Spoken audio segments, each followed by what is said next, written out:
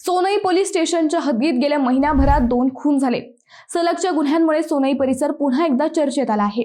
चांदा येथील गोळीबाराची घटना ताजी असतानाच आता सोनई कांगोनी शिवारात एका सराईत गुन्हेगाराचा खून झाला।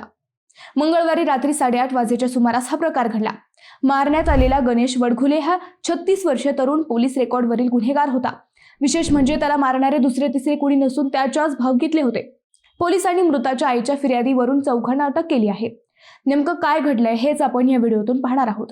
नमस्कार, मी अद्वैता आणि आपण पाहत आहात अहिल्यानगर लाईव्ह 24, नगरी घडामोडींचं परफेक्ट अनालिसिस।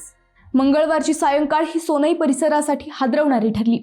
सोनई कांगोनी रस्त्यावर सोनईपासून साधारण 3 किलोमीटर अंतरावर वडघुले वस्ती आहे। मंगळवारी रात्री 8:30 वाजण्याच्या सुमारास वडघुले वस्तीवर रक्तरंजित प्रकार घडला। गणेश दत्तात्रय वडघुले हा 36 वर्षीय तरुण वस्तीवरील आपल्या जुन्या घराकडे गेला। तेथे चुलता, चुलत भाऊ व चुलत भावजई हे सगळे होते। जुन्या घराच्या हक्काच्या वादातून या सगळ्यांमध्ये सुरुवातीला काहीतरी वाद झाला।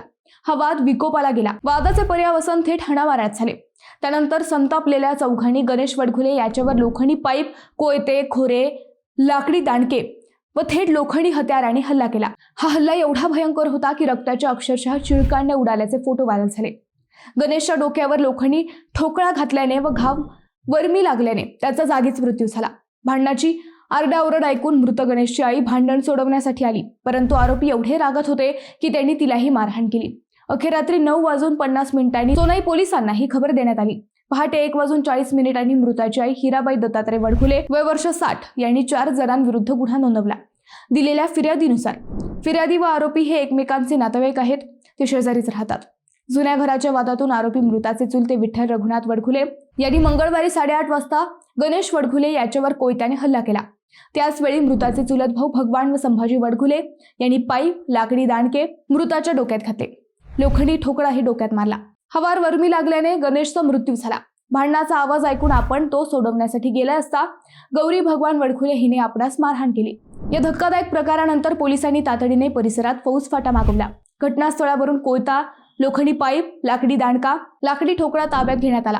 हिराबाई दत्तात्रय वडघुले यांच्या फिर्यादीवरून पोलिसांनी विठ्ठल रंगनाथ वडघुले, भगवान विठ्ठल वडघुले, संभाजी विठ्ठल वडघुले, गौरी भगवान वडघुले सर्व राहणार कांगोनी रोड सोनई यांच्यावर भारतीय न्याय संहिता कलम 103(1), 118(1), 115(2), 3, 5 प्रमाणे गुन्हा दाखल केला आहे।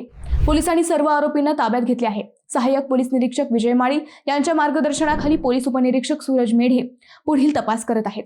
दरम्यान काल आरोपींना न्यायालयात हजर केले असता न्यायालयाने विठ्ठल वडघुले, भगवान वडघुले, संभाजी वडघुले यांना 2 दिवस पोलीस कोठडी तर गौरी वडघुले हीच न्यायालयीन कोठडी देण्यात आली आहे।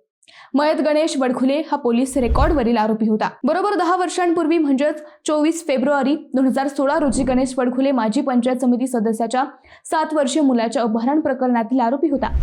त्याने त्यावेळी 2 कोटींची खंडणीही मागितली होती। याच प्रकरणात त्याला जन्मठेपेची शिक्षाही झाली होती। पोलिसांनी अवघ्या काही तासात या अपहृत मुलाचा शोध घेतला होता। हे प्रकरण त्यावेळी चांगलेच गाजले होते। अपहरणाशिवाय मृत गणेश वडघुले याच्यावर घरफोडी, खंडणी, मारहाण असे गंभीर गुन्हेही दाखल होते। बुधवारी या तरुणावर पोलीस बंदोबस्तात अंत्यसंस्कार करण्यात आले। मित्रांनो, तुम्हाला हा विषय कसा वाटला हे आम्हाला कमेंट करून नक्की कळवा। शिवाय व्हिडिओ आवडला असेल तर चॅनलला सबस्क्राईब करून व्हिडिओला लाईक करायला विसरू नका। पुन्हा भेटू नव्या विषयावर, तोपर्यंत धन्यवाद।